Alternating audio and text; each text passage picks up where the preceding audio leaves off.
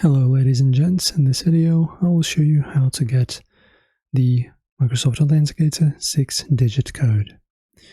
So firstly, of course, from the obvious, install the app. After that you need to set up your accounts by basically tapping on the plus icon. Then select work or school account, also other, you can use Google or Facebook, and follow the instructions to scan a QR code or enter a setup code provided by the service you're linking. Right now to the core part of the video, retrieve the 6-digit code.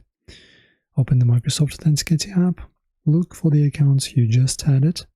The 6-digit code will appear next to the account name, so it's very easy to see. And this code refreshes every 30 seconds.